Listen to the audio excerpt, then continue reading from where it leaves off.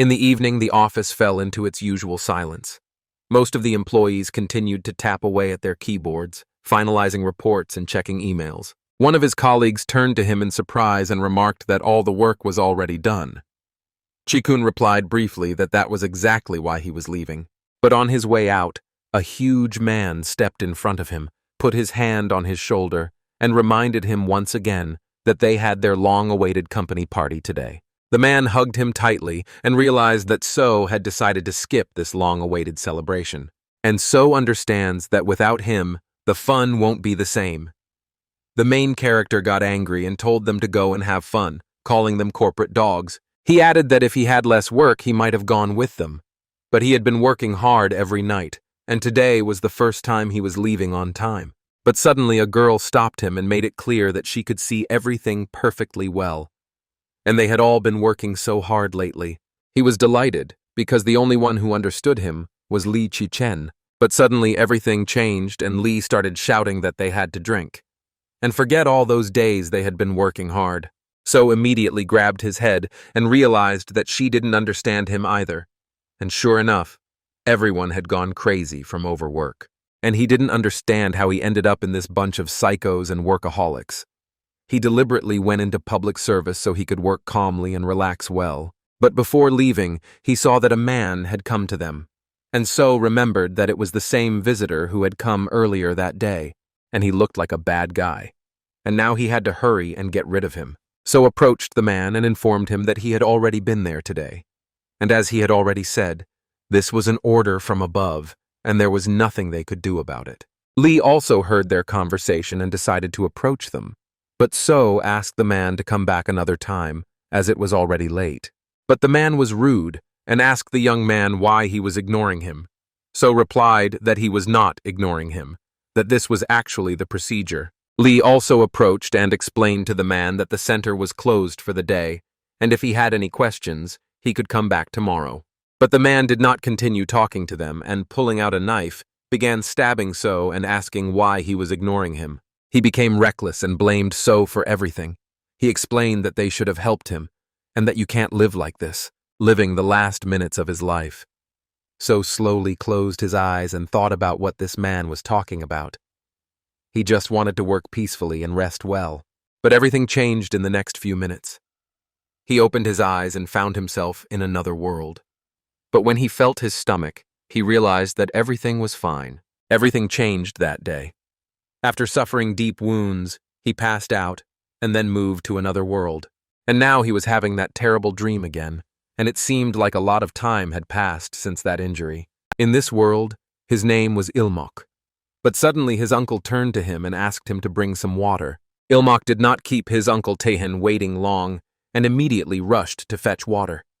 He remembered that exactly 1 year had passed since he was killed by that violent visitor. He was given a second chance at life and found himself in the body of another person in the world of martial arts. Fortunately, thanks to Ilmok's memories, it was not difficult for the boy whose body he had entered to settle in. Besides, he worked as a servant in a tavern, and his motto from his past life was to work in moderation and rest in moderation. And he was perfect for this new job. He thought he would be able to work quietly and be idle forever. But that didn't last long. His future burned to the ground. Raising his head, he saw something burning deep in the forest. Meanwhile, their tavern caught fire. At that moment, an old man stood in front of the fire and watched. Ilmok hurriedly ran up with buckets and wondered in shock why their tavern had to catch fire. Ilmok decided that this was not in his spirit at all. Pouring a bowl of water over his head, he remembered that he had to save people first. He asked Uncle Tahan to wait a little longer. He would pull him out right away. But when the old man saw that the young man had decided to rush into the fire, he drew his sword and held it in front of his face. Ilmok was shocked and shouted that they needed to hurry and save the others. But the old man quietly informed him that the innkeeper was already dead, and for him, the noodles were unbearably disgusting. Ilmok immediately realized that this old man had burned everything down because of such nonsense, but the old man still insisted that it wasn't nonsense, and that the noodles were disgusting, and that's why he burned the place down. And he believes that such a guy has no place among ordinary servants, and so he decided to give him a chance to become an apprentice.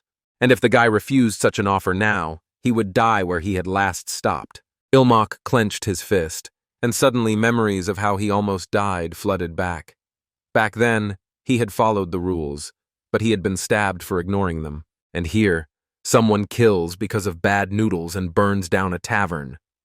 The old man still held his sword in front of the guy's face and waited for an answer. Ilmak got angry, and calling the old man a piece of shit, was no longer willing to put up with it. He decided to ask him if, by waving his sword around, everything would turn out the way the old man said it would.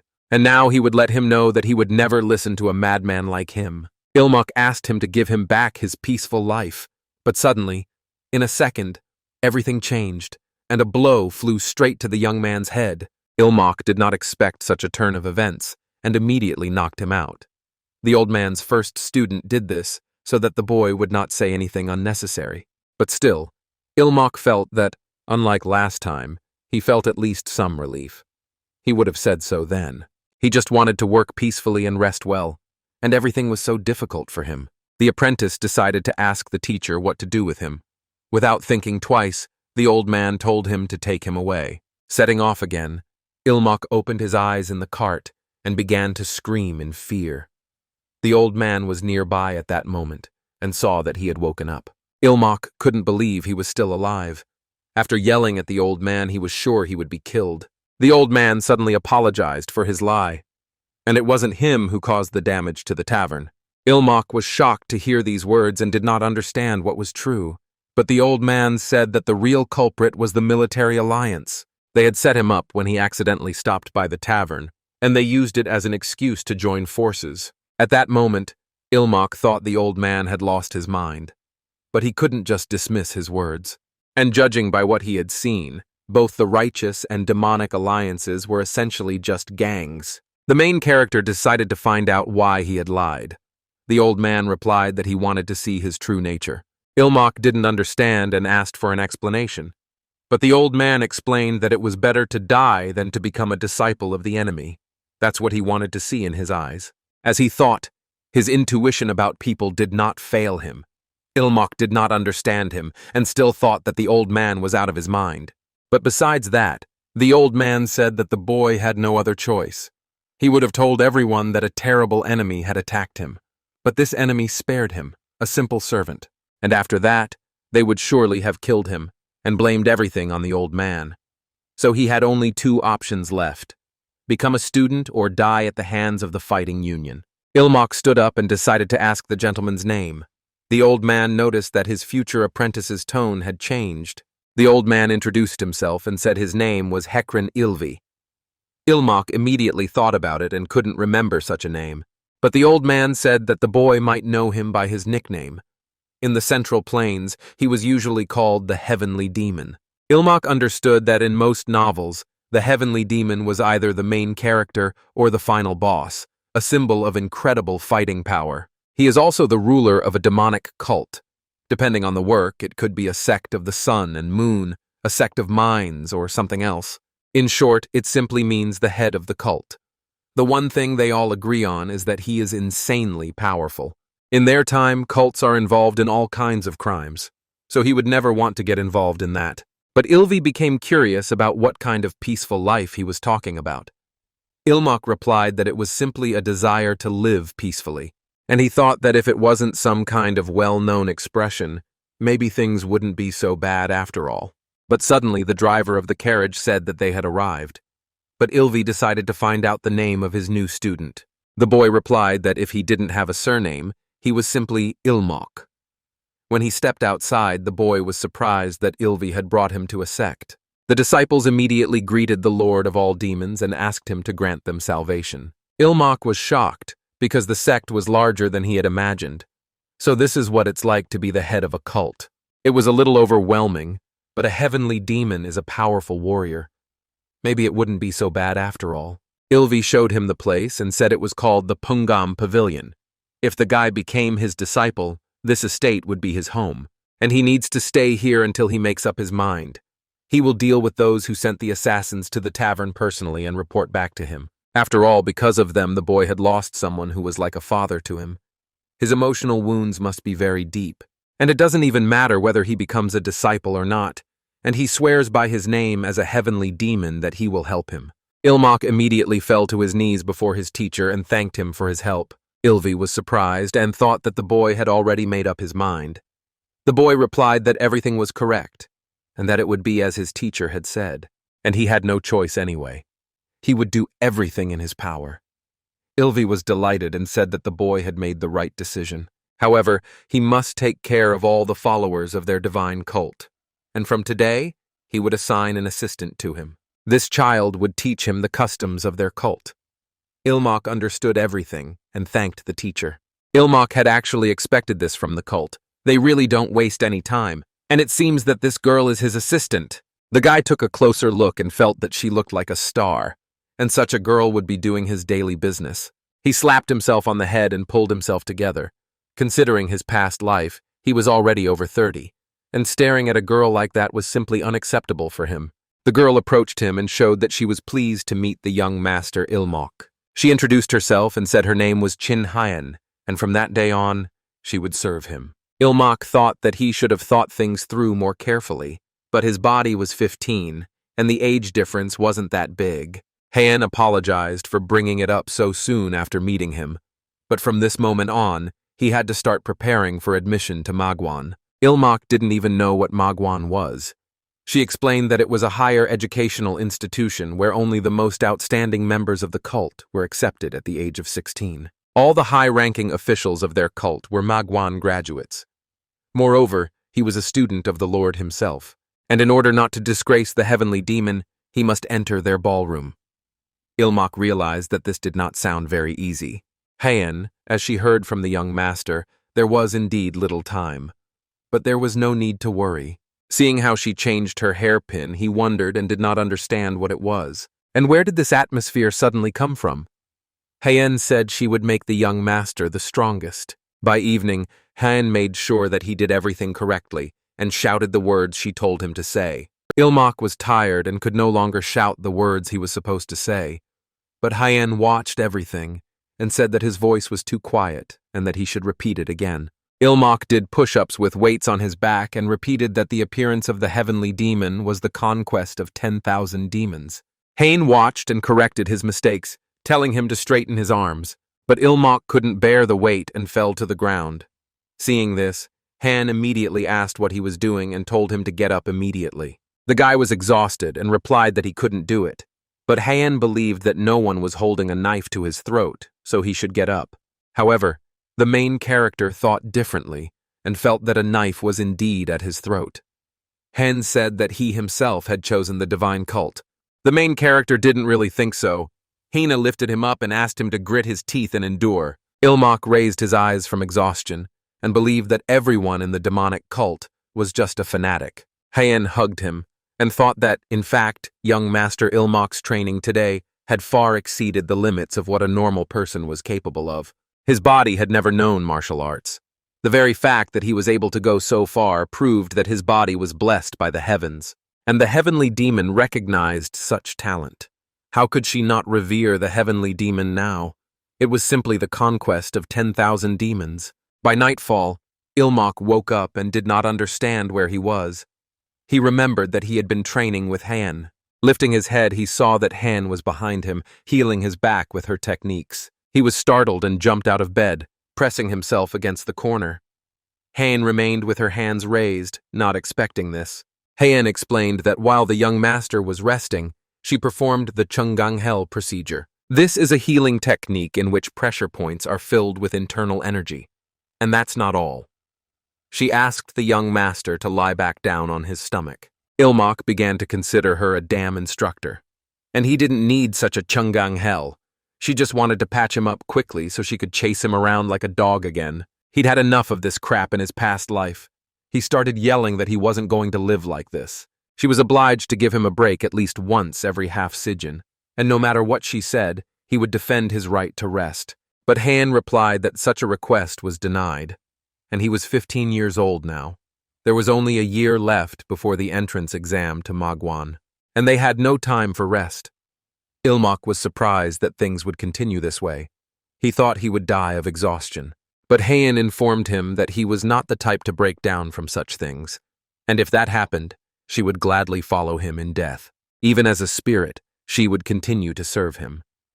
Ilmok began to think of her as a fan. He wanted her to stop talking so calmly about being buried with him, pretending to be devoted. But strangely enough, her words gave him an idea. He was nervous, but it seemed he had no other choice. Ilmok decided that it was pointless to argue. And since he had to live like this, he might as well just give up on everything. Hayan didn't understand what he meant by those words. Ilmok explained that he was saying he would disgrace his teacher for the rest of his life and then simply die. And it became interesting to see what she would do with it. But Hayan decided to ask him if he would regret it. Ilmok confidently replied that he would, and of course it would ruin her reputation if she had such a worthless student, but that was clearly not his problem. Hayan wondered why he thought she would just stand by and watch. Ilmok believed that nothing would come of it anyway, and she would have no choice but to kill him. Hayan immediately leaped into the air and jumped across the room, grabbing him by the throat and replying that she would do just that. And if he dared to cast a shadow on the name of the heavenly demon, she would personally destroy him. Those who did not know the truth might consider her a heretic, but she did not care, because she would gladly give her life for him. Ilmok smiled and thought that the teacher had sent a heretic to him. Hayan wouldn't let him talk like that and punched him in the chest. Ilmok thought that the bold move was the right decision, and if you think about it, they had assigned him not just a heretic, but one who was ready to kill him, and his only advantage was his status as a student of the heavenly demon. He believed that this would discredit the legacy of the great teacher, and yet she was going to cover up the matter at the cost of his life. And to use this to his advantage, he had to act out a drama. What was the teacher thinking? He can see now that the fanatic has taken the bait. Ilmok decided to say that he hadn't said he wouldn't train. He only needed two things. The first condition would be a 15-minute break every hour of training. The second would be a guaranteed 7 hours of sleep. Hayan decided to find out if that would be enough for him. The boy replied that it was quite enough, and if she provided that, he would train hard. After all, he didn't want to be a burden to his teacher. Hayan understood everything, and he said he would train hard, and he should keep his word. And now she would finish by pressing on his pressure points. He should lie on his stomach. Ilmok already thought that he shouldn't have pushed so hard. The next day, during training with the heavenly demon, the teacher arrived. Seeing his future student exhausted, he realized that they had been training hard. Hayan said that it was thanks to the excellent concentration of the young master Ilmok. At this rate, he would easily master the basics of external techniques. Ilmok believed that he would master everything. And it would be strange if he did not succeed after a year of such training. And without these breaks, he would have already died of exhaustion. Every time, Han would lift him up at the end of training and take him to his room. But Master Ilvi informed him that starting today, he would be studying demonic arts with him. Ilmok understood that here in the cult of the heavenly demon, the word demonic did not carry a negative connotation. It represented the very essence of humanity and the power that protected the common people and punished evil. This meant that demonic arts were simply a general term for the combat techniques of the heavenly demon cult. And perhaps they were different from the heretical martial arts he had read about in his past life. However, he was not going to blindly trust anything in this damn cult. Ilmok raised his hand because he had a question. He decided to find out if demonic arts had any drawbacks. Ilvi did not understand this, and did not think that there were any disadvantages to the techniques of their divine cult. He explained that in fact they only had advantages, because progress was coming very quickly. The guy realized that there were no problems. But the teacher said that there could be side effects. Therefore, the risk of deviation was great, but someone like him could handle it. Ilmok thought that this should have been said right away. He said that, just in case, it was possible to learn about the types of martial arts and their side effects in advance. The teacher agreed with him and was going to explain everything to him, and he should listen carefully and choose. There is an art of explosive demonic sword. It is a destructive sword technique capable of destroying mountain peaks. And the side effect is problems with anger management. Next is the demonic art of bare hands. It is a cruel ice technique capable of freezing everything around in an instant. And the side effect is a problem with hypersexuality. Third is the sword art of the mad soul. This is a sword technique that surpasses the 24 forms of the flowering plum with its unpredictable moves. The side effect is auditory and visual hallucinations. Ilmok did not understand what to choose. On the one hand, martial arts, on the other, mental disorder. Ilmak became curious. Had the teacher studied all these martial arts? Ilvi replied that he would study them and did not understand why he had asked such a question. At that moment, the guy didn't understand if the teacher was serious with him. Everyone calls him a heavenly demon, but in reality, he is a walking mental hospital. The teacher told him that there was nothing to worry about. The side effects of demonic arts can be overcome. Demonic martial arts are conditionally divided into 3 stages. The first stage is entering the demon, and this is the beginning of the path. The second is the limit of the demon, which is when the side effects reach their peak. Finally, when he gets rid of the side effects, it is the last stage of overcoming the demon. Ilmak became curious. What if someone never overcomes the demon in their entire life? The teacher put his hand on his shoulder and replied that this was precisely why he had chosen him. Does the boy remember how his teacher tested him the first time? If the student's heart was pure, he would be able to overcome the demon. Ilmak began to wonder what would happen if he couldn't. The teacher told him to decide which martial art he would choose. Ilmak realized that his teacher was asking him to choose right now. In that case, he wanted to learn the art of the soul-stealing sword. The art of the soul-stealing sword is characterized by continuous smooth movements, and they say it steals the enemy's soul, hence the name. A side effect is obsessive-compulsive disorder. He thinks he can handle moderate obsession, so he chose it. Besides, it's better to strive for perfection to increase your chances of survival. However, he does not know if everything will go according to plan. The teacher immediately suggested starting with the basic stances, and he will show them to him slowly. He asks the student to watch carefully. Ilmak approached Han and took his sword. The teacher began to demonstrate the first technique of the art of the sword, called soul stealing, extracting the soul. He tells the student to pay attention. This movement involves drawing the sword while simultaneously blocking the opponent's attack. First, he needs to put his right foot back, and at the same time, he must draw his sword along the trajectory of the strike, parry the attack, and prepare for the next movement. The teacher asked him if he could repeat it. Ilmak replied that he could and thought that the explanation sounded wise, but in essence, you just need to pull the sword out of its sheath. Ilmak tried to demonstrate this, and pulling his hand back to draw the sword, he stopped in the middle of the movement. He was very surprised. The teacher approached and said that it was not just about the hand holding the sword. He should also pay attention to the angle of the sword and the scabbard. Ilmak understood everything and demonstrated it on the second try.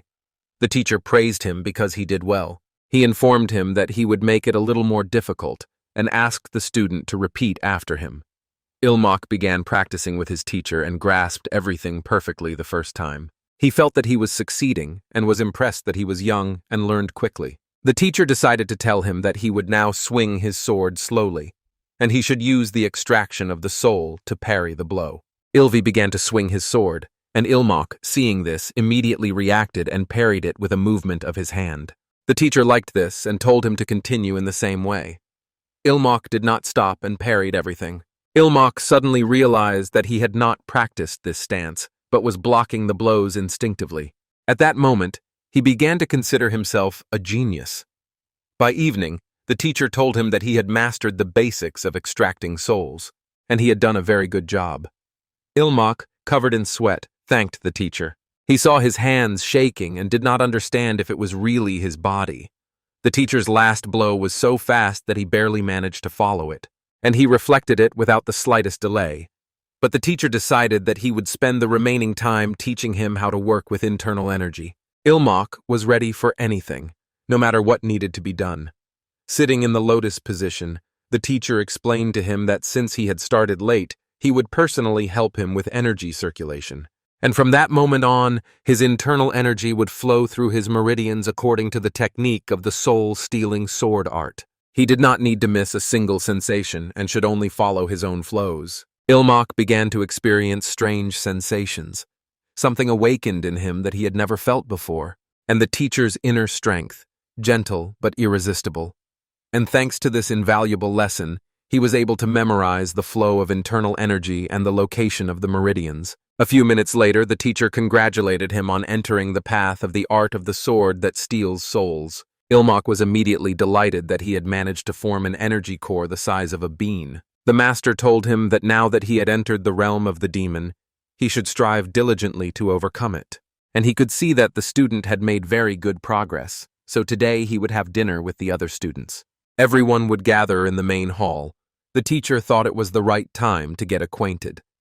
Ilmak replied that after washing he would come to the teacher's chambers.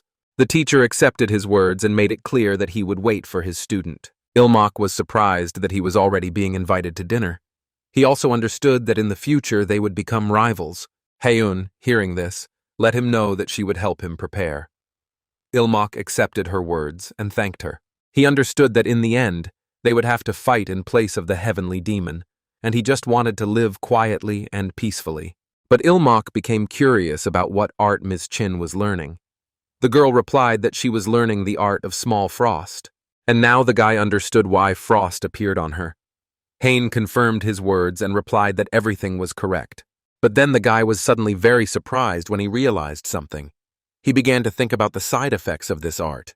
While washing, he was just now beginning to get used to what Hen was doing, and she had to study the art of small frost. After all, the side effect is insatiable lust, and if Chin Han succumbed to this side effect, then things could get a little more interesting. Hain sensed his thoughts at that moment and decided to put an end to it. She picked up the bucket of water and poured it right on his head in one go. She said that, for his information, the side effect of the art of small frost depends on the practitioner. Ilmak was surprised and decided to find out what the side effect was for women. Haen said that women, or men with strong yin energy, become more sharp-minded. They begin to think much more calmly than before. Ilmak was surprised and wanted to know if there was anything else. He understood that compared to other demonic arts, this was too mild. Hain remembered that they said their ability to empathize, things like compassion, would be dulled. The guy understood this as them becoming psychopaths. But in the end, this martial art was created to punish heretics. And fortunately, it was not a side effect, but a secondary effect. The guy thought it was a side effect of fanaticism. The guy decided to apologize for the misunderstanding, and he realized that when she grabbed him by the throat, it wasn't just a threat. She really wanted to kill him, and now he had to be more careful. But the most important thing for him was just beginning. And if Hain's words are to be believed, he is the 8th disciple of the heavenly demon. However, half of his disciples died either from side effects or in clashes with righteous sects. Including himself, only 4 remained. The survival rate of the heavenly demon's disciples was about 50%. He understood that it would not be easy, but he was ready to survive anyway. Ilmak came and greeted his teacher and older brothers. He promised himself that he would not die until he found a life full of laziness and peace. The teacher told him to come closer and ordered the others to greet him properly. The teacher introduced Ilmak and said that he was his youngest student in recent years. Suddenly, laughter rang out beside him. The guy said he was glad to meet his younger brother. He introduced himself as Wee Jin Hak, his older brother. Wee Jin Hak possessed the art of the bloody demonic sword of Mara, and the side effect was uncontrollable rage. Not ordinary anger, but true, all-consuming rage. Fortunately, he unleashed it on the masters of the Central Plains and corrupt officials, earning the nickname Mad Demon and becoming the enemy of the entire martial arts world. And so he managed to avoid the demonic limit of the art of the bloody demonic sword of Mara. And the important thing is that he only avoided the demonic limit, but did not achieve overcoming it. This means that Wei Jihan could explode at any moment. In essence, he is a time bomb. Ilmak approached and made it clear that it was an honor for him to meet his older brother. Wei began to laugh and patted him on the shoulder, and the guy thought he shouldn't be fooled by that stupid smile. Still, the atmosphere wasn't so bad for him, and that made him happy. But he thought that the third brother should be closer to him in age from his past life. It would be easier to get along with him. Ilmak approached the third brother to introduce himself, but suddenly a stick flew past his face. Ilmak immediately fell silent. In response, he heard the third brother ask him why he was greeting him twice. He believes that his younger brother is already burying him. The third brother's martial art is So Fan Pen, 14 shadow strikes. He has a fast, silent sword technique designed for killing, and the name speaks for itself. For him, the side effect is negative perception. In other words, paranoia. So Wang Pen has already reached the limit of a demon, and that means he's done for. and Ilmok himself doesn't yet understand why he's done for. So said that the younger one greeted him twice, and he's probably already reading his last rites. So put a stick to his head and decided to find out why it was not possible to greet him once. Ilmok thought that if he hadn't greeted him, he would have gone crazy because of that too. And now, he doesn't know what excuse to come up with. And no matter what he said, this guy would still take offense. But suddenly, one of the brothers grabbed the stick and said he was a joker. He believed that hunger had made the third brother too suspicious.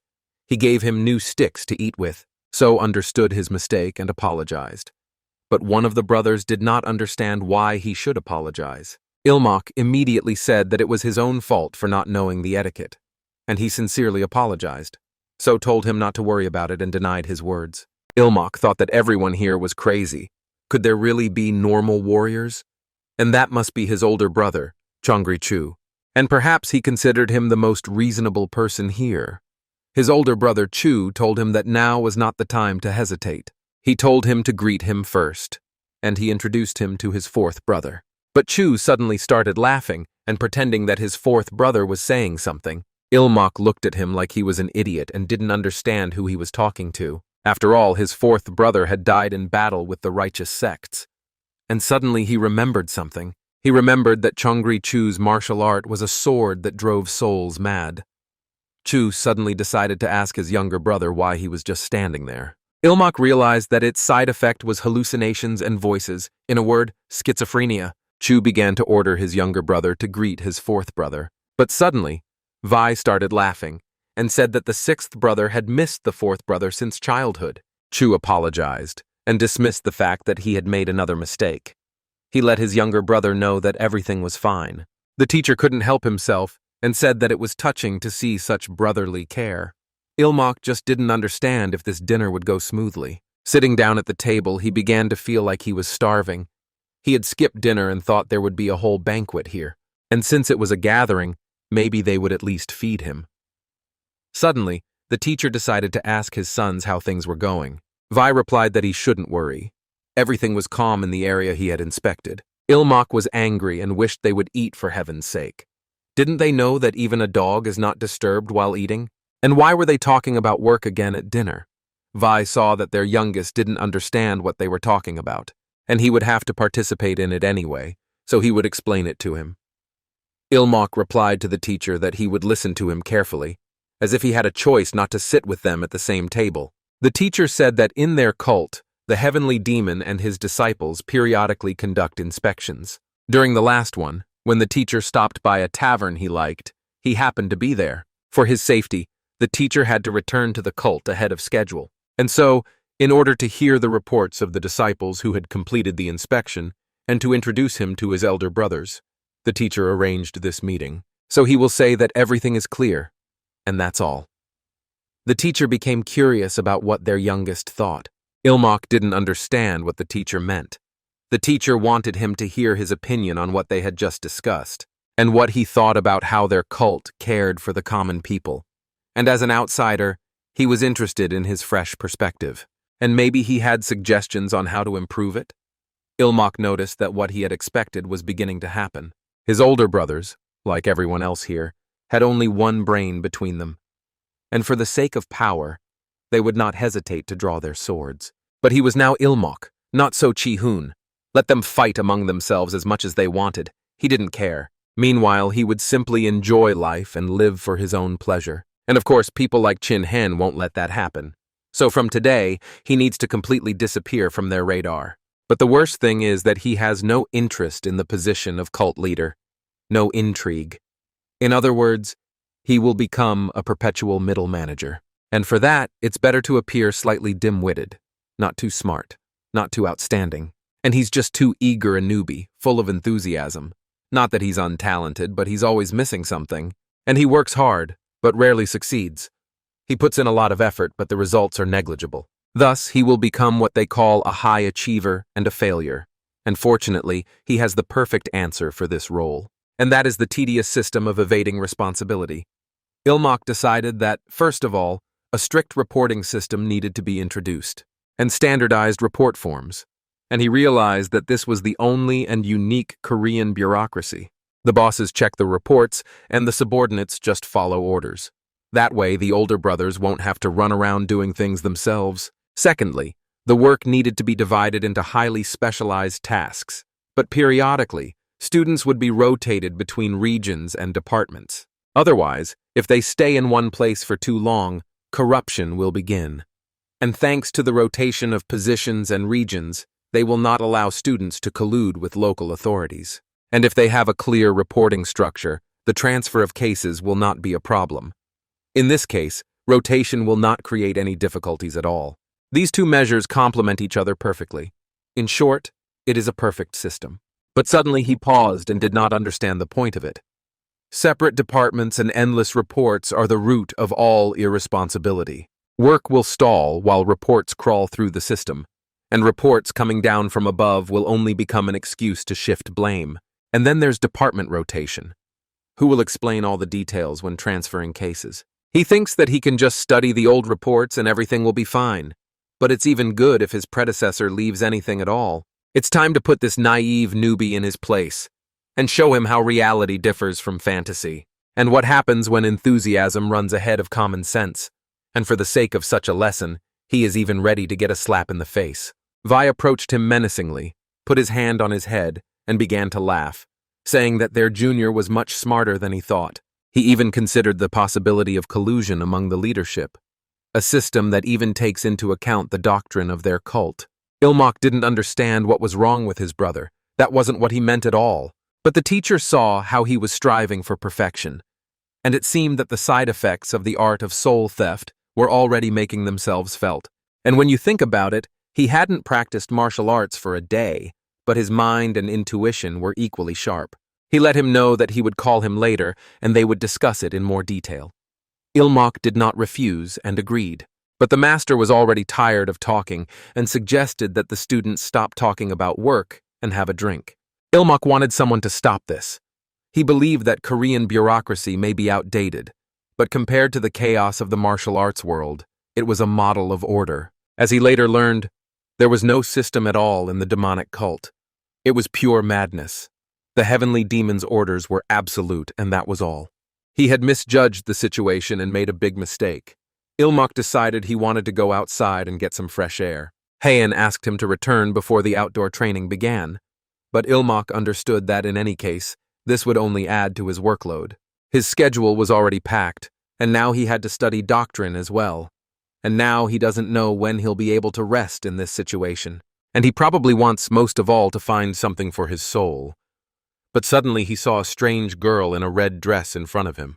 The girl was embarrassed when she saw the guy, but Ilmok understood that he was already in his 30s, and he wasn't the type to be embarrassed by a cute child. Besides, the girl was frightened by the appearance of a stranger. In such a situation, the main thing was to calm her down by behaving like an adult.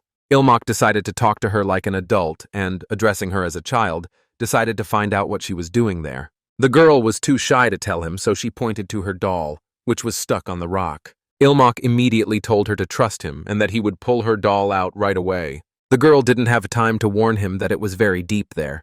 As soon as Ilmok entered the water, he immediately sank to the bottom. But Ilmok knew how to swim and pulled out her doll. He really just wanted to show off, and that's how it turned out. The girl thanked him for getting her doll. Ilmok patted her and smiled in response, but he figured at least he didn't get wet for nothing. But he wondered what she was doing here alone. The girl was actually just playing with her doll. No one plays with her at home. Everyone just keeps saying that she needs to practice. Ilmok realized that this girl was in the same situation as he was. He introduced himself to her and asked her name. The girl introduced herself too and said her name was Sena. Ilmok suddenly suggested that they meet here again tomorrow. Sena was surprised and couldn't believe that he had really suggested meeting tomorrow. But then Ilmok changed his mind and suggested meeting every day at lunchtime, and she would play with him every day. Sena asked him to promise. The boy did not refuse her and promised. And they would meet at this time every day. And he promised her that he would be here at the same time tomorrow. After that, Han noticed that the student had been in a good mood for the past few days. Had something good happened to him? Ilmok practiced and did not answer her questions. He decided to blame it on the fact that the lessons were going very well. At this rate, He would master the doctrine in 6 months. Haina thought that the master was right about that. But Ilmok didn't understand what else could be going on. In the end, he lied without even realizing it. But if Haina found out, she would definitely not allow him to see Sina. And he would protect his short, precious time for rest at any cost. Suddenly, the teacher approached them and said that he had good news. The students immediately fell to their knees and greeted the Lord of 10,000 demons. The teacher said that the students' previous idea was indeed good. However, it was a little detached from the realities of their cult. He should examine the cult with his own eyes and suggest improvements. But no matter how well his training was going, if he spent too much time on leisure, it would be detrimental to the main cause. Ilmok replied to the teacher that he was still imperfect and had much to learn. Hearing this, the teacher ordered him to leave tomorrow. Besides, if Han went with him, he could train on the way. That way, he wouldn't have to worry about falling behind. In fact, that was what Ilmok hated most. The teacher left this conversation for later and said that today they would study the technique of stepping and levitation. There was little time, so it was important not to fall behind. At that moment, Ilmok began to miss Sana. Meanwhile, she was also at training, and the teacher asked her what she was doing. She ordered her to concentrate. Senna came to her senses and apologized. She immediately began practicing striking wooden boards with her fingers. Hain looked at her and suddenly decided to speak to her, but then changed her mind at the last moment. She told her to continue training until she returned. Senna, seeing that she had left, immediately became sad, and she realized that she had almost broken the tradition without even noticing it. Now was the most important time, and she asked Sina for forgiveness. But she was so talented that she broke the board into several pieces with a single blow. She asked God to let Sina wait a little longer. But Sina was already ready for anything, and she was succeeding at everything. Looking at her nails, she saw that they were all bruised after such strong blows. The next day, Ilmok realized that he was leaving. And of course, he didn't have time to warn Senna. If only he knew where her family lived, he could have at least sent her a note. He mentally apologized to Sina, telling her he would be back soon and that she needed to be patient a little longer. Suddenly, a young man approached them on the road and said he was pleased to meet them. He introduced himself as Chang Ho. He had been assigned to protect the young master Ilmok. The next young man also introduced himself and said his name was Guang Mu'ul. They hoped that they would get along well with the young master. Ilmok responded in kind and realized that these were the people his teacher had assigned to him. And then the teacher himself would not be traveling with them. That was actually great, because he could pretend to be inspecting everything while actually relaxing. He decided to buy Sina a gift. He didn't even know what children liked in the world of martial arts. But unexpectedly, before entering the carriage, Hain stopped him and said that he would not be riding in the carriage. Instead, he would run alongside them. Ilmok was surprised and didn't know what Mrs. Chin was talking about. He didn't understand her. Meanwhile, the carriage drove off, and Ilmok remained where he was and watched them leave. He didn't waste any time and ran right after them. He asked the lady what she meant. Han replied that it was also part of the training. Yesterday, he had learned the technique of light footwork from the heavenly demon, and now he needed to keep up with the pace of the carriage using it. She could see that the young master's back was crooked. He needed to focus. Their posture had to remain straight in any situation, and rest was only allowed during breathing exercises. By sunset, Ilmok was already exhausted, because he had been running behind the carriage all this time, but he didn't last long, and just before Kutz left, he collapsed on the ground behind the cart. He didn't understand what kind of rest this was. Even if it was training, it was breathing exercises in a shaking wagon. He barely managed to calm his raging energy, but he never really rested. Hain picked him up and thought he had done a good job. And now they would immediately begin cleansing and meridian exercises. But at that moment, Ilmok wanted a little decency for himself. But Hain said that today's doctrine classes would begin in an hour. Until then, he should be kind and prepare the materials. Ilmok felt that it was very difficult for him to move, even though the lady was helping him. The next day, he felt much better. He walked around the city with his defenders. He understood that exploring the village was indeed useful. Why should he care about improving the demonic cult? Besides, if he suggested something, he would end up with more work. And even if something came to mind, it was better to play dumb. What if Han decided to ask him what he thought about this place? The main character thinks it's a pretty peaceful village. And he doesn't know what the local followers mainly do? Hain replied that they usually subdue bandits or marauders, but since they are located near headquarters, there are almost no bandits here. Therefore, they assist ordinary people with minor issues and spread the teachings. Ilmak understood everything and sat down to rest, but Hain said that tomorrow they would act according to schedule. The guy didn't understand what schedule she was talking about. Haina replied that until they found a way to improve things, shouldn't they travel around the whole of Xinjiang? And the next village was more than 1,000 li away, which meant, hearing about such a distance, Ilmak asked her to stop. He told her that he had a brilliant idea, and it would definitely work. Hain was surprised and decided to find out what this idea was. The guy asked her to bring him an ink brush and paper, but Ilmak understood that he couldn't say he had no ideas at all. The problem was that, given the rules of the cult, he wouldn't be able to implement even 10% of his ideas. Still, it's better than nothing, the guy thinks. But in this form, it's not quite finished. And besides, won't it create new problems? And then he could use it as a basis, and for the rest, he would act differently. Defender Ho was shocked that the young master had written so much after only observing for half a day. Perhaps the rumors about the young master's brilliant mind were true. Hain asked him if he was referring to the time when the young master proposed the reporting system. Ho replied that this was correct. He had thought it was just a rumor, but looking at him now, he no longer had any doubts. Guan also believed that having many ideas was not always a good thing. These ideas had to bring real benefits to the cult. Ho patted him on the back and hinted that he was being too strict. But Guan believed he had spoken the truth. Hain also suddenly agreed with the guard Muel. Just because there are many ideas does not mean that they are all good. However, young Master Ilmak was different. Ho saw that she believed in him so much. But Hain said that when it came to leisure, the young master was second to none. After setting off, Hain looked at the document that the young master had given her and decided that it was an excellent plan. As the young master said, they could return to the fortress. The heavenly demon would surely be pleased. But Ilmak believed that one important element was still missing. It was not yet perfect. He didn't understand what it could be. He thought about the side effects of the sword, but he decided that the main goal was the children, and children must be treated with care. Besides, it reminded him of Senna. Suddenly, Han grabbed his shoulder and told him not to move. He was curious about the suddenness of it. Heron opened the door of the wagon and saw mounted bandits approaching them. Although they were too organized to be bandits, they were most likely deserters, and the guards must be planning to destroy them in one fell swoop. All they had to do was watch quietly from here.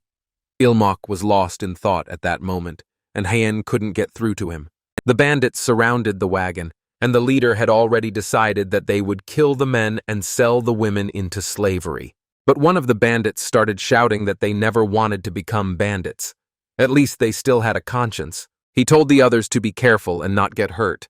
He didn't want any unnecessary bloodshed. He understood that it was too late for regrets. He ordered them to give up everything, and in return, they would spare their lives. Of course, he felt sorry for them, but he couldn't let his brothers go hungry. And yet, really, if only they could live with dignity. Guan and Ho jumped out of the cart and immediately set out to kill. But Ilmak opened the back door of the cart and ordered Guan not to kill the old man. But Guan was already too late to stop and cut off the old man's head.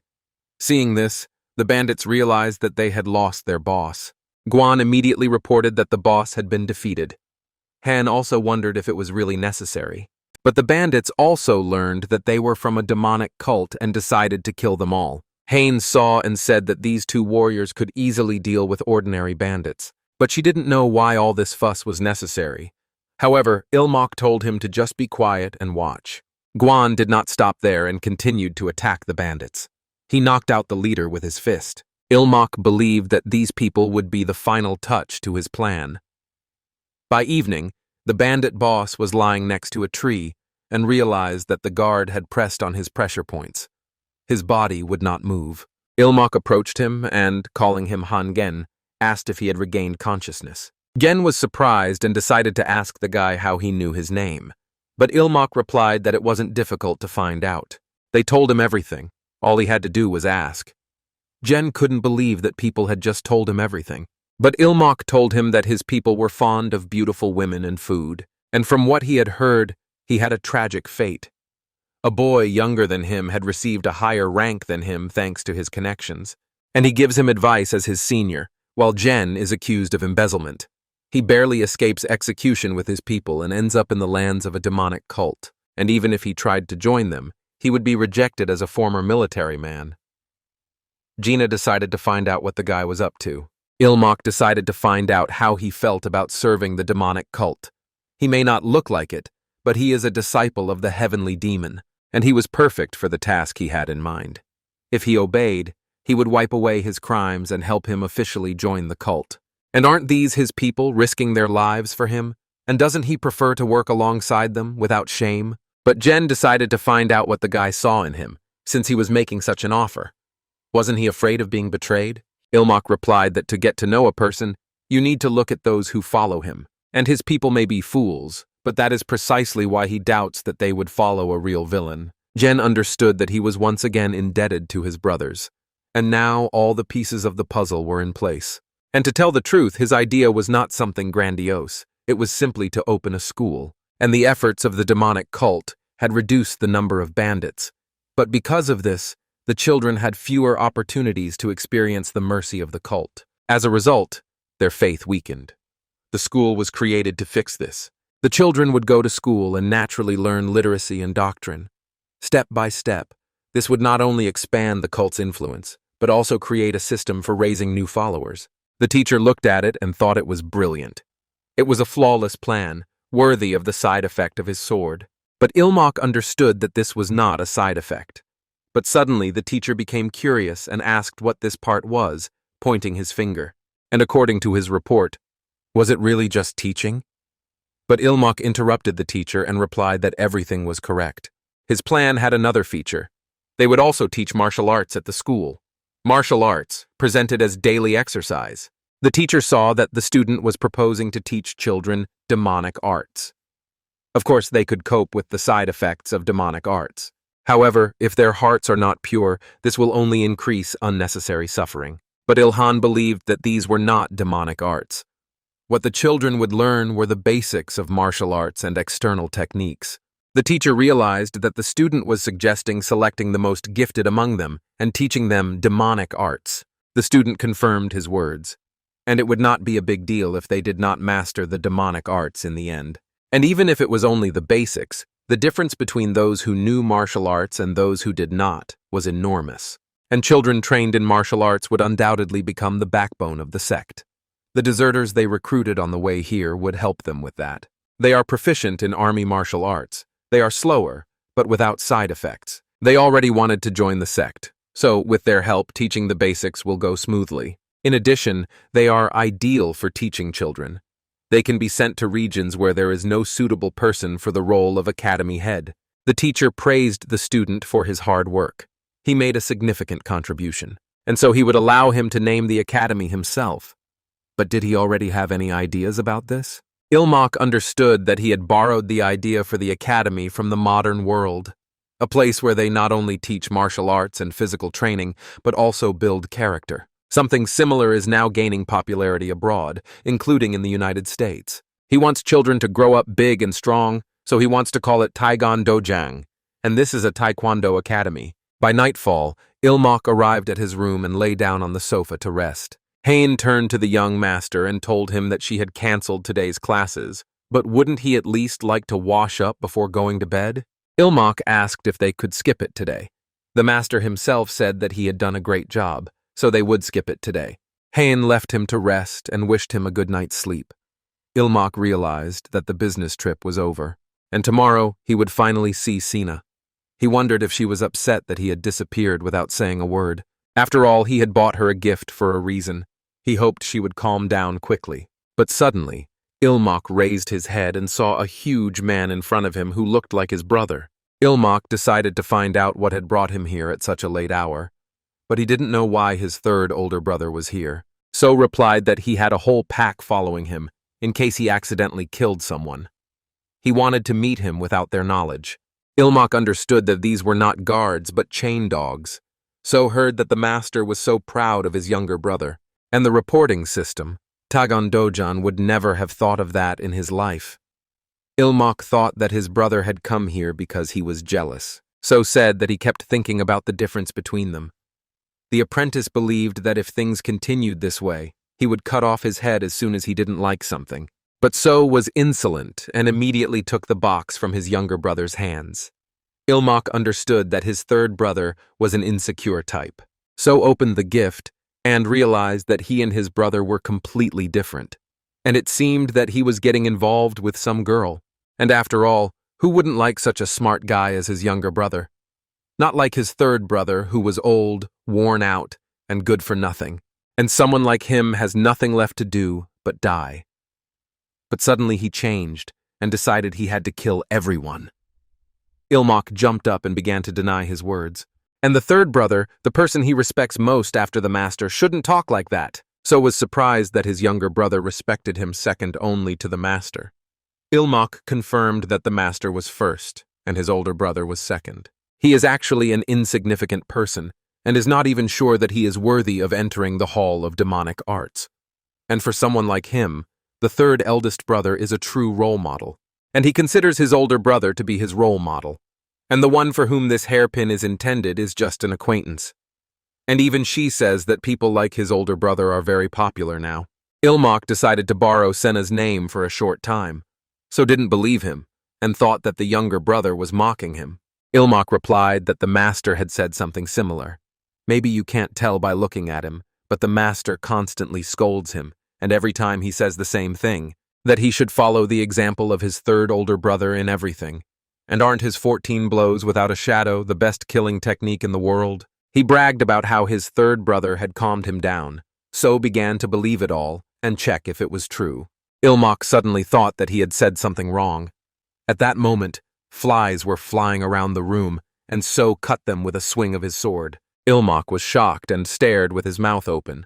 So said that this was the first of 14 shadowless strikes. He told his younger brother to think about his older brother's sword and hone his skills. Before leaving, he said that it had been a pleasant evening with his younger brother, and now he would visit him often. Ilmak thought he should change his clothes. His underwear was soaked through. The next day, Ilmak told the girl that after lunch he would go for a walk. He knew that today he would finally see Sina again. He had hardly slept because of his third brother, so today he would shower her with attention. But suddenly Han asked him to wait a moment.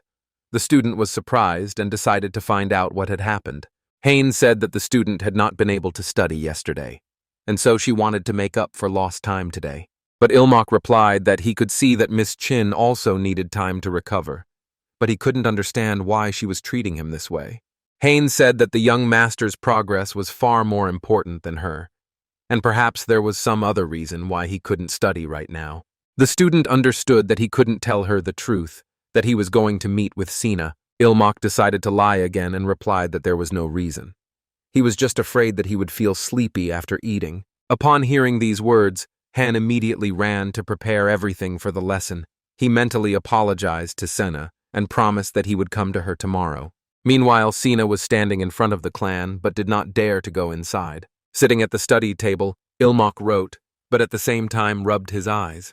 Han saw this and thought that he hadn't slept well. The student replied that this was true and that he hadn't been able to fall asleep right away. But in reality, it was because of his third older brother. But she didn't need to know that. Suddenly, Ilmak got up and decided to get some fresh air, but Han decided to wait for him in the room. The student thought that the third older brother would now come to him every night, and he hadn't been getting any sleep lately. But he became curious about what So was doing at night. But he would have to resolve this issue somehow. Right now, he would rather just lie on the grass with Senna than deal with all this. Suddenly, he opened the door, and Senna was standing in front of him. He opened his eyes and, seeing her, didn't know what she was doing there. He couldn't remember her always having red hair. Senna greeted him, but Ilmak immediately decided to figure out how she knew he was here. And how could she be out so late? Her mother would scold her. But Sina took him by the hand and decided to find out why he had abandoned her. They had promised to play together every day. Ilmak apologized and replied that there was a good reason for it. Han heard strange voices and decided to listen. But Ilmak decided to tell her how it all happened. But Senna stopped him and said that he was not to blame for anything. After all, he was a student of the heavenly demon himself. Senna knocked him to the ground and said that she understood everything and that he would go with her. She squeezed his shoulders so tightly and believed that in her clan they would eat, sleep, and play together. Ilmok saw that she was hurting him and that her strength was showing. He asked Sina to come to her senses, but Senna believed that she would take full responsibility for him. Ilmok realized that the truth he had been running from all this time was suddenly coming back to him, and the very thought of it took his breath away. That Senna had also mastered the demonic arts and become a full member of the sect. Suddenly, Heian approached them and addressed the young gentleman, asking why he was standing still when he had said he would go and check. When Sina saw the woman, she thought she was an enemy and immediately set out to kill her. She said that it was Heian who stood in the way of Ilmoka, and for that, she would definitely kill her. Heian dodged her attacks and realized that she was possessed by a demonic spirit. Ilmoka asked the lady not to harm her. This child is simply under the influence of a dark demon. He asked her to simply neutralize her. Heian seized the moment and stopped her movements with an icy blow. Sina felt a sudden chill in her body and stopped. Heian asked the young master if he was all right. Ilmok replied that he was fine, but that Senna was more important, and he didn't understand what had happened to that child. Heian explained that she had used a minor demonic technique to temporarily slow her movements. Since she hadn't affected her blood flow, she would soon be able to move again. But suddenly, Senna woke up and immediately began to attack the young lady. However, Ilmok pushed her aside and took the blow himself. Ilmok was wounded, but Senna decided to ask him what he was doing and told him to get away from her quickly. If he stood there, she would not be able to kill her. She asked him not to say that they were dating. Sina didn't wait for an answer and decided that was the case. She started saying that he hadn't come to her because he was with her. But Ilmok suddenly hugged her and apologized, and she was very worried when he disappeared without saying a word. This was because he had an urgent assignment from his teacher. Therefore, he did not even have a chance to talk to her. In fact, he kept their meetings a secret from everyone. If he had told her earlier, she wouldn't have worried so much. But then their time together would have been in jeopardy. He didn't like that at all, so he simply apologized to her for being selfish. He decided to ask her if she hated him very much.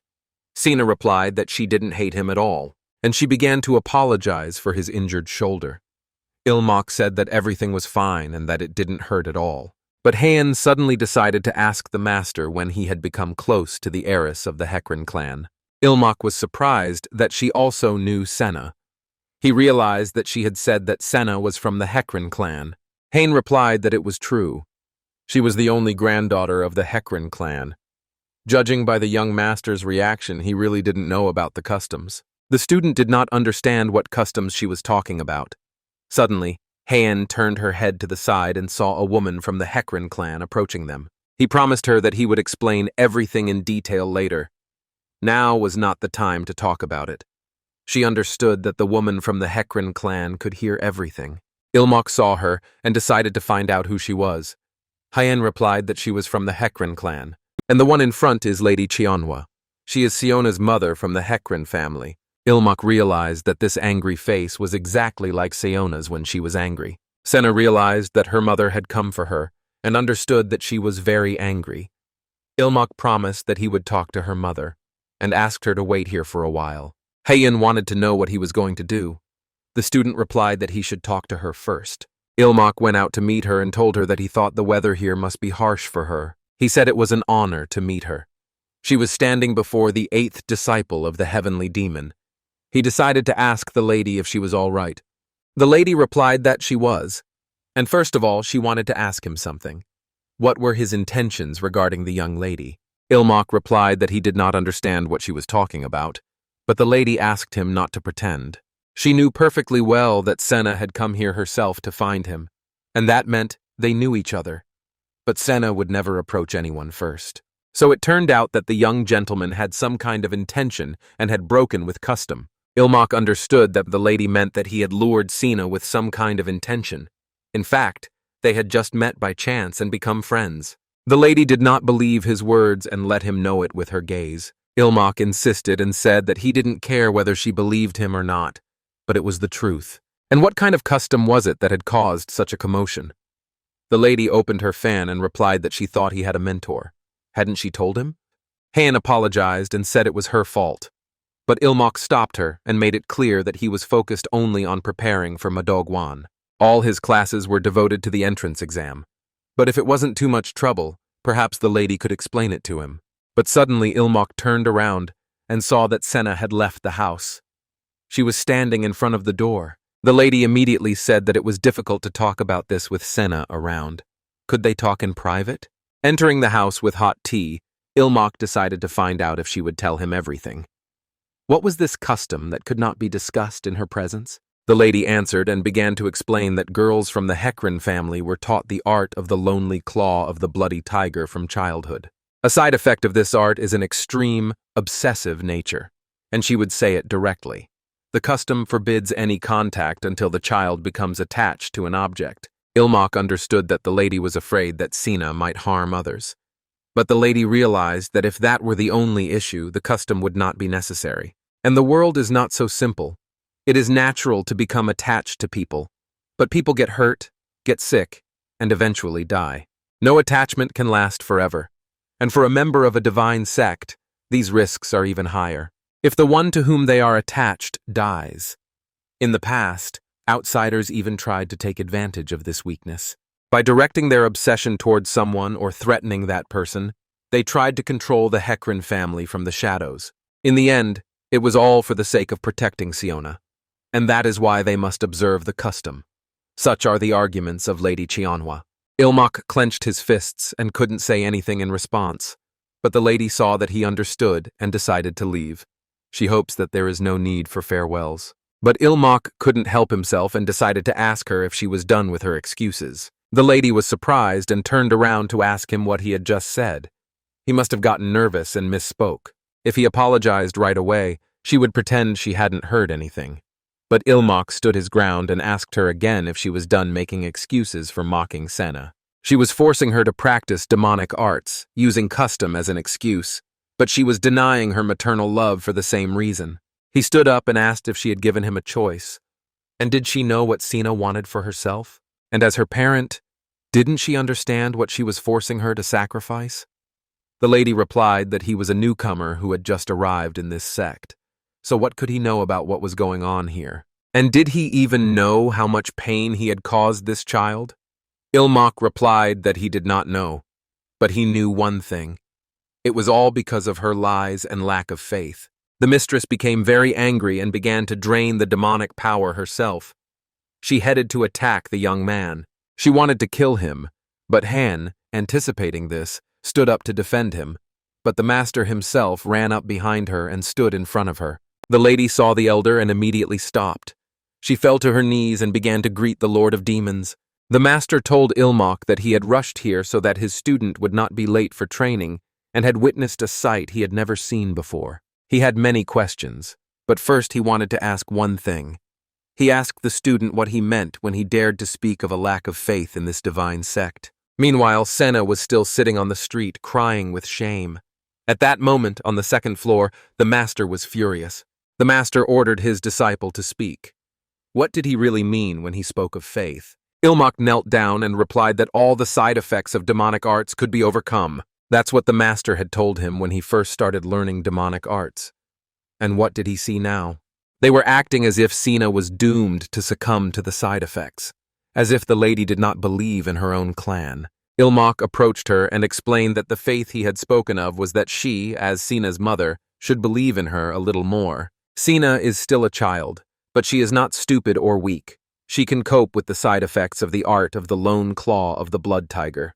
And even if she experiences a deviation of chi, with a little help, she will be able to pull herself together.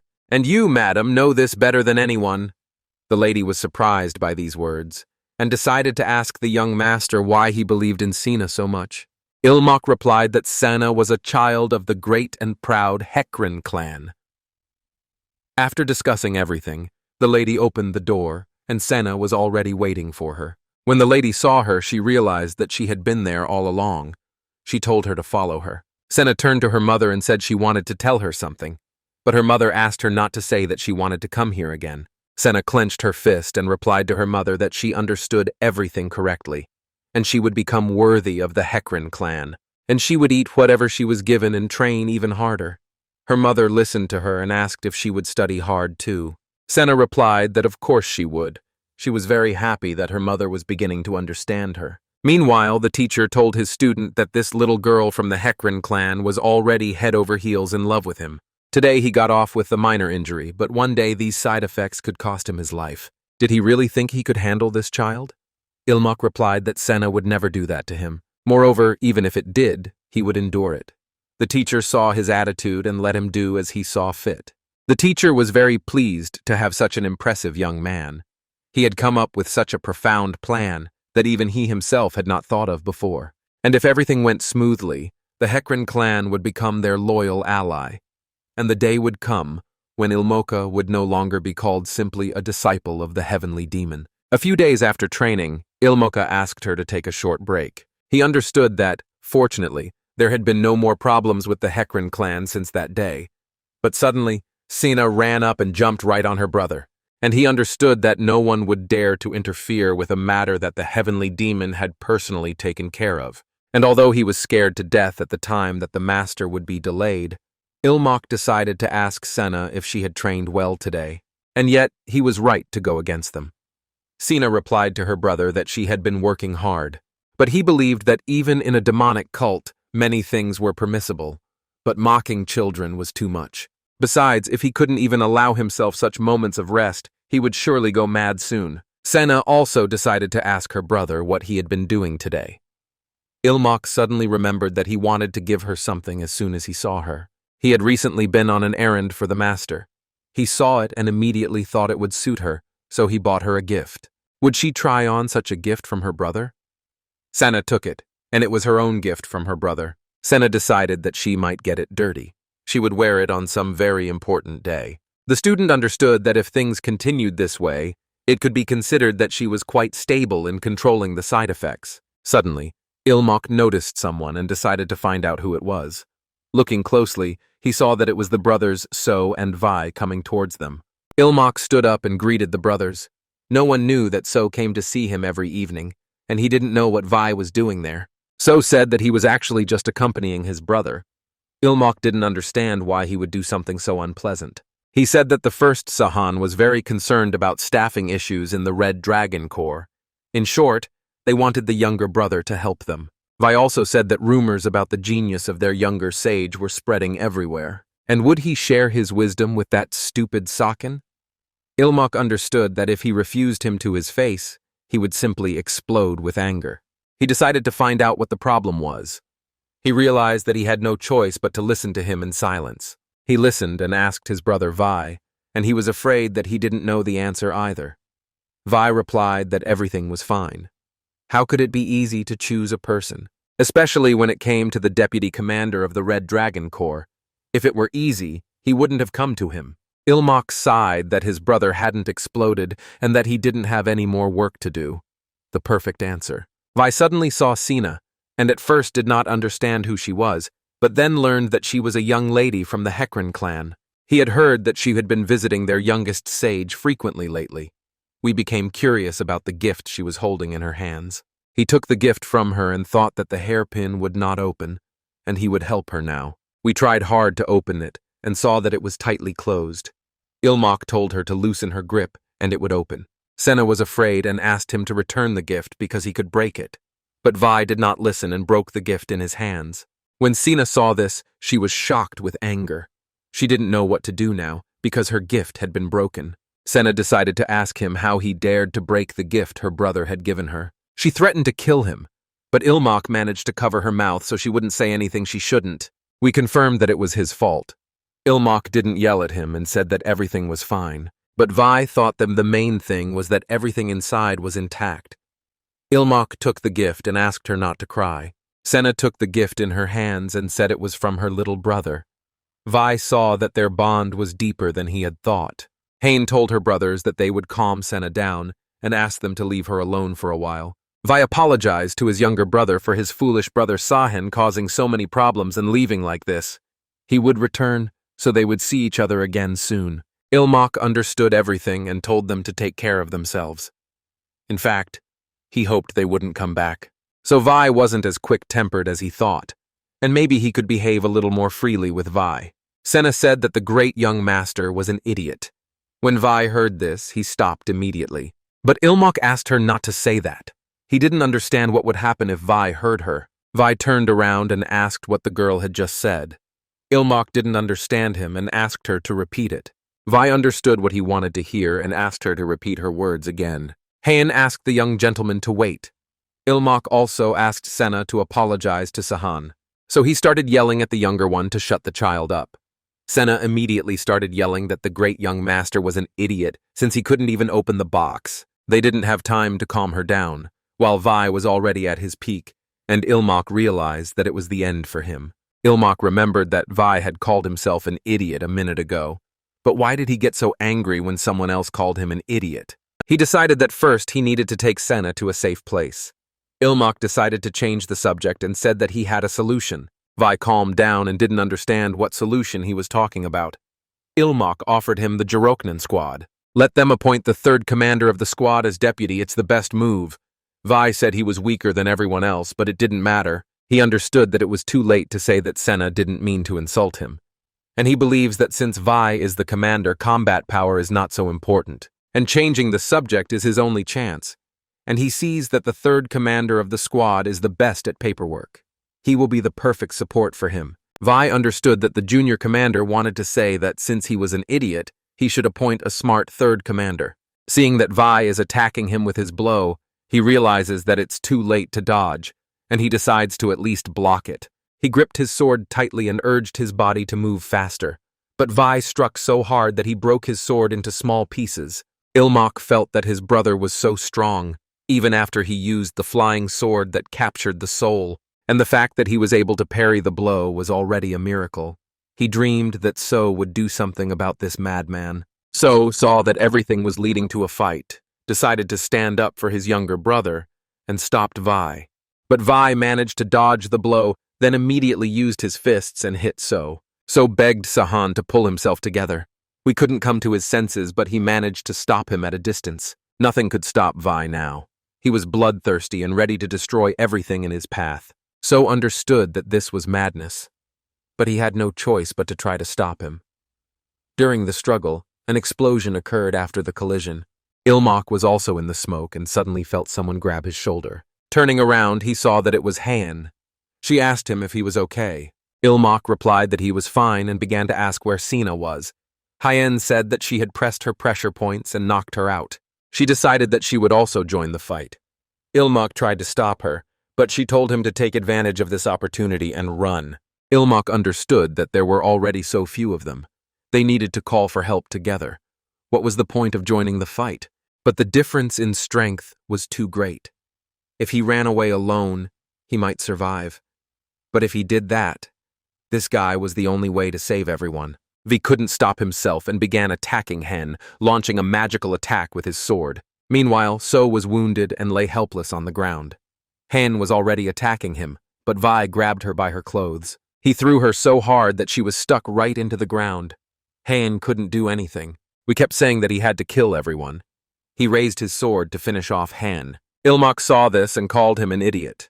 We heard these words and stopped immediately. His younger brother told him that his head was only good for wearing a hat. And couldn't he see who he was talking to? Did his older brother really want to fight? But Vi flew into a rage and attacked him, threatening to kill him. And so the deadly chase began. Seeing this, Haina began to shout at the young gentleman to run away. Ilmok turned around and began to run away from his older brother. She tried to get up, but So managed to stop her, telling her to rest. He would protect his younger brother. Meanwhile, Ilmok ran away without even looking back.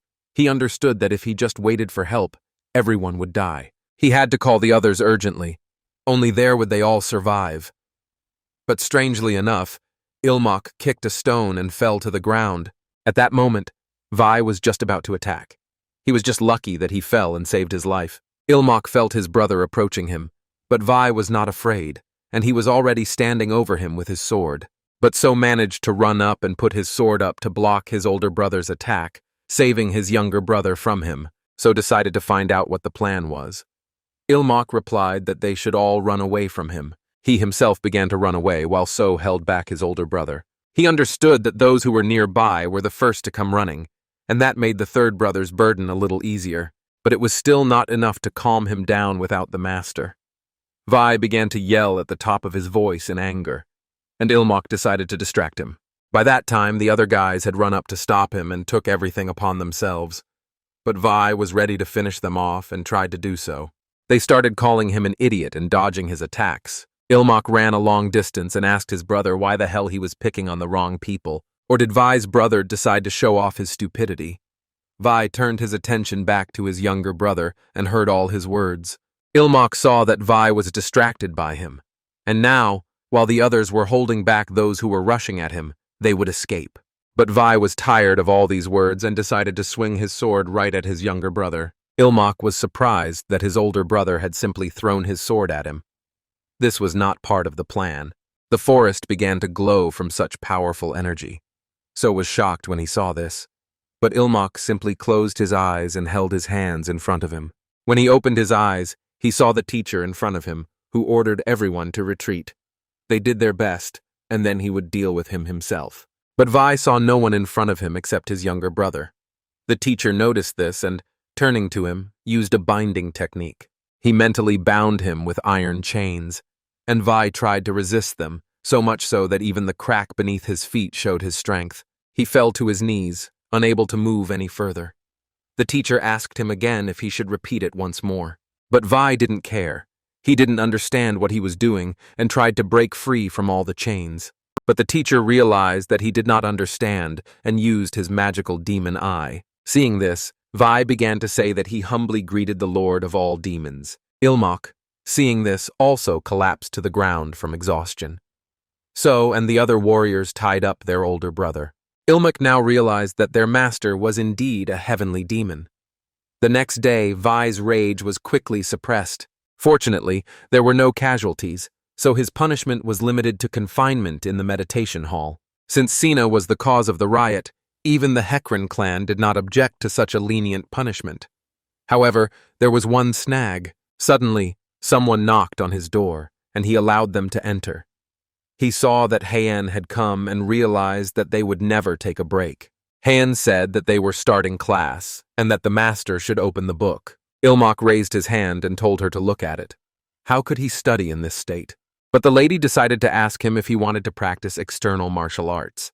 That wasn't what the guy had in mind, but she warned him that if he exerted himself with such injuries, there could be complications. She understood his eagerness, but for now he needed to be patient and study theory. But after her, the master entered and decided to find out how his student was doing. They were both surprised that the master had come to them personally. Heian immediately fell to her knees and humbly greeted the Lord of all demons. But when he saw Ilmok starting to get up, he told him not to strain himself and to stay where he was. Ilmok replied that he was fine, thanks to the art of the healers. The master was pleased. But in fact, he had come to reward him. Thanks to his quick wits, the damage was minimal, and his past achievements were great. Ilmok was shocked by the reward from the heavenly demon himself, and he became curious about what it was. The master said that he was giving him the elixir of their order, Pokmadan, and at the same time, he would give him more time to train. Ilmok thought about it, and hoped that this did not mean that he would have to work even harder. Meanwhile, Han cried and said that the Lord's mercy was truly boundless, and the master remembered and said that the first Saken wanted to see his younger brother, and if he didn't mind, he would make an exception and allow them to meet. What would the younger brother say to that? Ilmok was not particularly eager to see the great Saken again, but whether he wanted to or not, he would have to meet him anyway. He decided to find out if the doors to that hall were sturdy. After all, if Vi got angry again, he would have to restrain him. Immediately after that, he climbed with his master to the abandoned mountain where his older brother was imprisoned. He fearlessly followed his master. But in his mind, he was thinking about what he would say to his brother. Coming out from around the corner, the master said that they had arrived. Ilmok looked up and saw huge doors in front of him. The master decided to step aside so they could talk quietly, but the apprentice asked him to wait. He was actually uncomfortable being alone with him. Was Vi still angry about the words he had provoked him with? He knocked on the door and, introducing himself, asked if his older brother was there. Ilmok didn't know what to do and thought about just leaving things as they were. But most of his wounds had already healed. And as soon as he noticed even the slightest hint of what had happened last time, he would immediately run to the master for help. Vi suddenly started laughing and said that his younger brother had done a great job today. Hearing this, Ilmok thought that Vi was calmer than he had thought.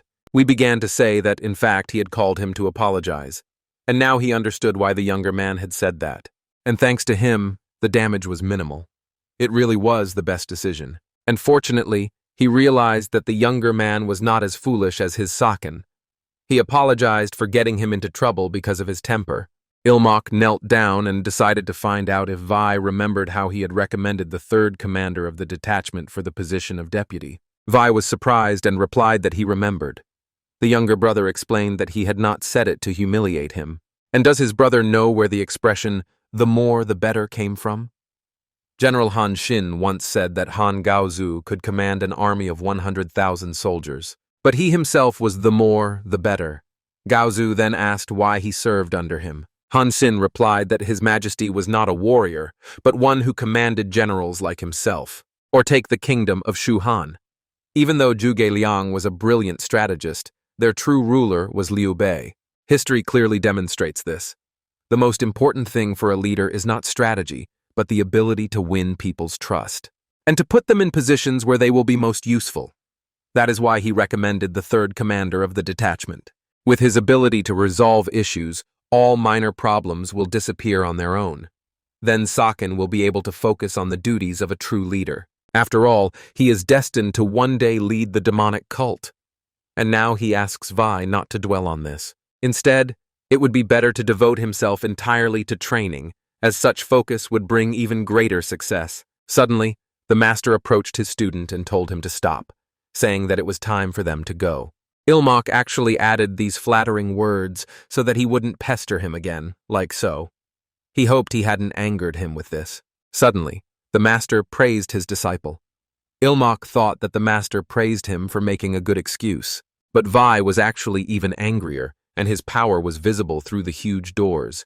He just wanted to kill this man. And he remembered that it was his younger brother who had insulted him, calling him an idiot, and he would kill anyone who dared to look down on him, and burn this unjust world to the ground. In fact, advice given at the right moment can change everything. And for Vi, that moment had come. He overcame Gekma and almost reached the stage of Talma. He poured out all his rage in a wild outburst of anger, and now he was reminded that there were more important things to do. It was as if the gears had fallen into place, and these coincidences cleared Vi Chinhak's mind, making it as clear as a mirror, and he directed it toward Talma. He understood that gathering talents and placing them correctly was his best decision, and he realized that his younger brother had to grow up quickly. One day, he would become his strategist. The next day, Ilmok was already training on the grounds of his sect, but in the dark of night, his enemies discussed the news. Someone had heard rumors about the younger disciple of the heavenly demon.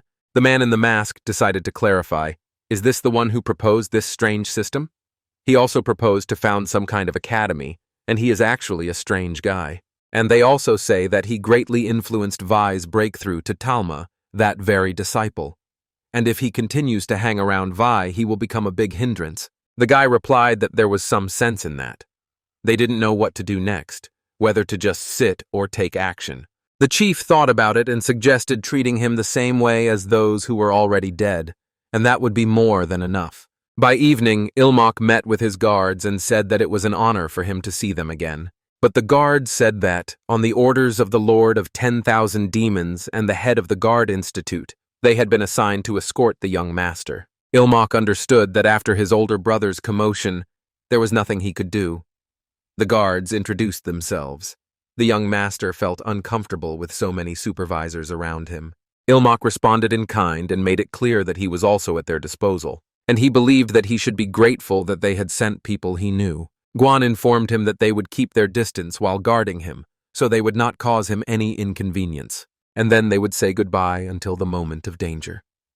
But Ilmok did not want to see them again for anything. He saw another man and decided to find out who he was. The guy replied that his name was Gyan Mun from the 100 Ghosts sect, and he asked to be loved and cherished. Ilmok remembered and asked if he was from the very same Gyan clan, one of the 5 great demon houses. Yes, and from the 100 Ghosts sect. But what was someone like him doing here? Mun replied that he had studied at the academy in the same class as Han, and since his classmate was injured and unable to fulfill her duties, he reported this to the head of the sect, who graciously allowed him to come to her aid. Ilmok replied that Ms. Chin alone would be enough, but okay, he agreed and was counting on him. He thought that no one had thought to ask his opinion, and since he had the approval of the sect leader, he thought he would just watch for now. Heian informed the young man that she did not need his help, so he could return. Even in her condition, she could serve the young master without any problems. Moon replied that she could barely stand on her feet, so how could he say such a thing? But Han made it clear to him that it was none of his business, and he shouldn't meddle. Ilmok was surprised and didn't understand what was wrong with her. It was the first time he had seen Han be so openly rude to someone. Moon made up his mind and told her not to be stubborn if she felt weak. Was she even training properly? After all, she hadn't changed at all since they studied at the academy. She had wasted her talent and ruined her body. Was this the great goal she had talked about before? Hain got angry and told him to shut up. She would take care of him herself, so Moon should just relax. And why was he looking down on her now? Moon scratched the back of his head and replied that he wasn't looking down on her. But he believed that behaving this way meant being a burden to the young master, and if she continued to serve him, what would others say about him?